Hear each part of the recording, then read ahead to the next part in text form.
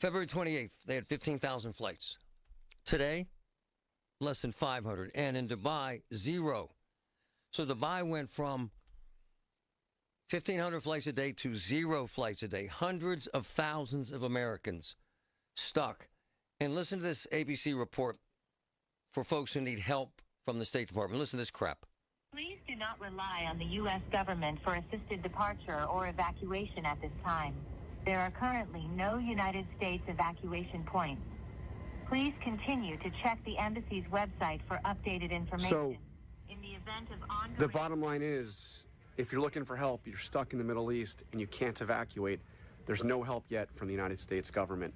You can call that number, you can go through the website, you can register your name so you might get updates later.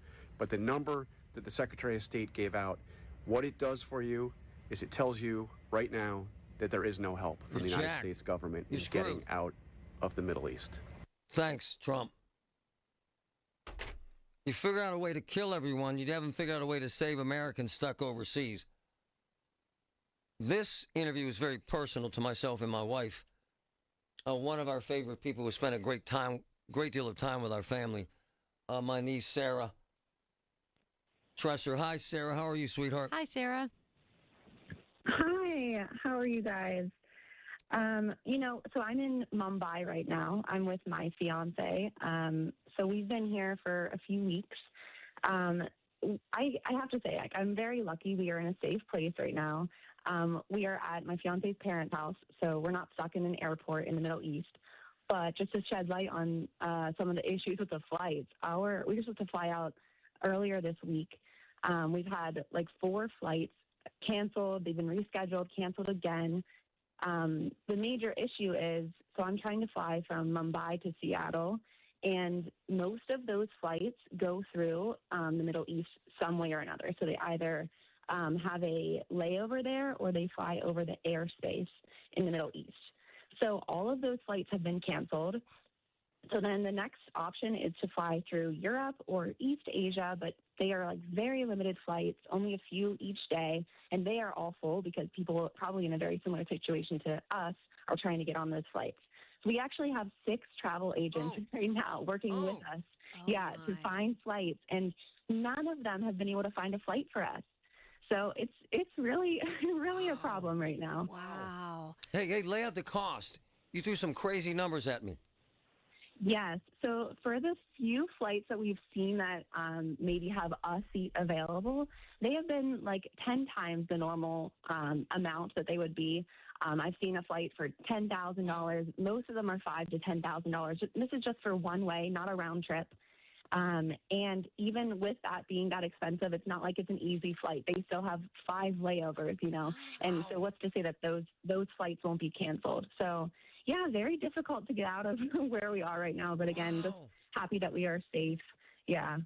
Or do you feel like you're getting any directive, like on what you're supposed to do, or is it you basically just have to figure it out and wait it out?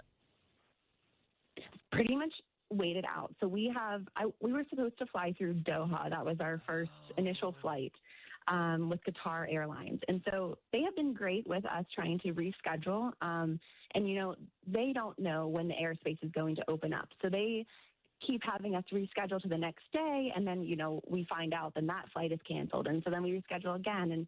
And that's just been kind of the story. And so we're trying to we actually have a flight scheduled right now to leave the 7th is the first available.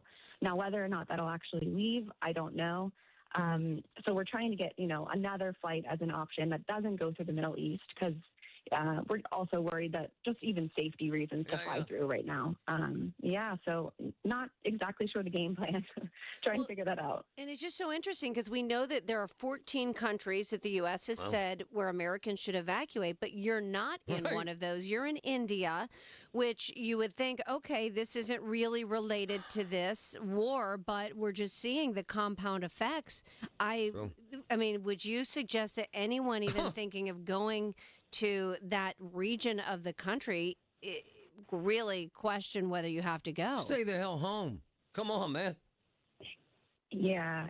Right now, I think it's probably just not worth it as far as you don't know if you're going to be able to get back, I would say. And even just any of the layovers might get canceled.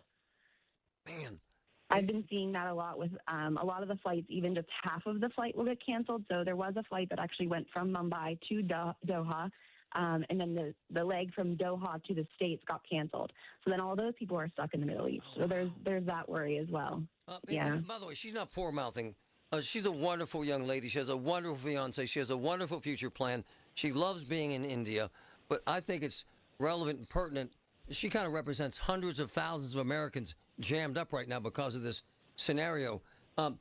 Sarah, the fact is, if this continues, the fury of this war, you could be there a while. Has that crossed your mind, young lady? It definitely has. We're worried, about we have to get back to our jobs and our dog.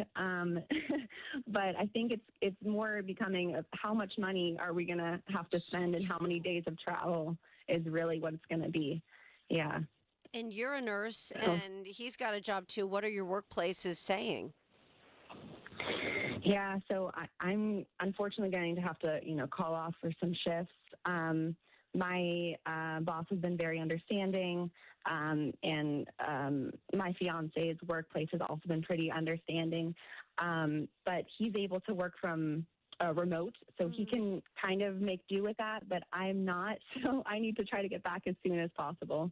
Hey, have they ratcheted up security in India over this scenario with this war with Iran? Or can you sense that? Are you seeing that?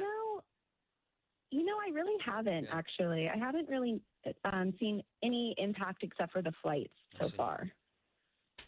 By the way, does my sister still have the dog? She does, yes. So my parents have been watching our dog for us. But, because of this whole thing, they were supposed to send the dog back to us. And they actually had a trip that they were planning, and they had to reschedule the trip to later in the week because they're taking care of our dog, Maggie. So it's impacting a lot of people. We're just hoping we can get back. And Sarah, has it crossed your mind that you and your fiance might have to eat $20,000 to get back here? It sure has. It sure has. Yes. You really don't want to do that, especially with planning a wedding. So is the airline telling you that even with rescheduling that you're going to have to pay, or do you think that's ultimately you're going to end up having to buy a new ticket? No. So the reason we keep rescheduling with them is that they are allowing us to reschedule, keep our seats, everything like that has been fine. It's just that they don't even know, and they tell us this on the phone. They've been really great. They don't know, if this is if this ticket will still be valid. We don't know if the airspace will actually be open.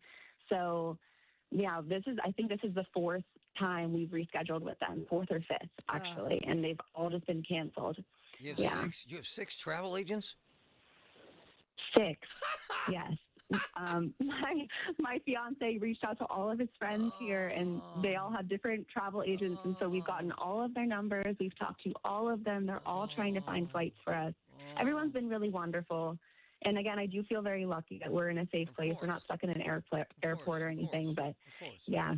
Well, yeah, because there are people in other countries who are stuck in hotels and airports. And so, we're so glad you're safe, Sarah. It's great to hear your voice, and we can't wait to see you back in the States again soon, you and Gaurav. We love you, sweetheart. Oh, love you guys. Thanks for having me. Thanks for the phone call. Extremely relevant information.